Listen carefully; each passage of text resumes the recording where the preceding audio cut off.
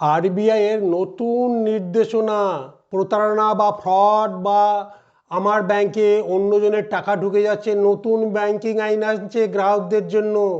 কি সেই আইন? বলছে লেনদেনে সতর্কবার্তা। ব্যাংকগুলোকে এখন এমন সিস্টেম রাখতে হবে যাতে অস্বাভাবিক লেনদেন শনাক্ত করবে। উদাহরণ, আপনি ব্যাংকে আপনার 20-25 হাজার টাকা তুললেন, আজকে হঠাৎ 25 লাখ টাকা ট্রান্সফার হলো, ব্যাংক সঙ্গে সঙ্গে আপনাকে ফোনে মেসেজ করবে বা বার্তা দেবে এটা আপনার টাকা কিনা, নাহলে ব্যাংক ব্লক করে দেবে আপনাকে। আপনার ক্রেডিট কার্ড হঠাৎ করে টাকা তুলে নিচ্ছে, তাহলে ব্যাংকে দায় আছে। ব্যাংকেও দেখতে হবে যে আপনি ওটিপি দিয়েছেন বলে তাই সব দায় আপনার নয়। নতুন নির্দেশে বলা হয়েছে যদি ব্যাংক সময় মতো সতর্ক না করে বা ব্লক করে না দেয় তাহলে ব্যাংকই দায়ী হবে।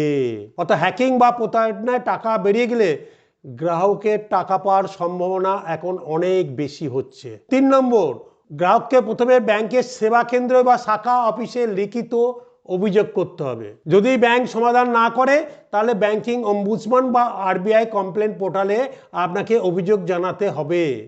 আদালতের নির্দেশ অনুযায়ী ব্যাংকে দ্রুত তদন্ত করে টাকা ফেরত দিতে হবে, কারণ ব্যাংকের দায়িত্ব বাড়িয়েছে। এই 4 নম্বর পয়েন্ট হচ্ছে ব্যাংকের দায়িত্ব বাড়িয়েছে, যে সাধারণের টাকা বেরিয়ে যাচ্ছে আর আপনি নিরাপত্তা দেবেন না, সেটা হবে না। এখন এআই ভিত্তিক ফ্রড ডিটেকশন সিস্টেম তৈরি করা বাধ্যতামূলক করে দিয়েছে আরবিআই, কারণ গ্রাহকের টাকা রক্ষার জন্য ব্যাংকের ট্রাস্ট হিসাবে দেখা হচ্ছে, অত ব্যাংক সেটা পালন করবে না। কাছে কাছে ওটিপি দিয়েছেন কেন?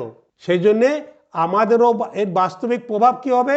হ্যাকিং হলে ব্যাংক দ্রুত ব্লক করতে হবে, সতর্কতা বাণী না দিলে ব্যাংক দায়ী থাকবে, এবং টাকা ফেরত পাওয়ার জন্য আইনি ভিত্তি শক্ত হয়েছে। এই 1 এপ্রিল থেকে এগুলো হবে।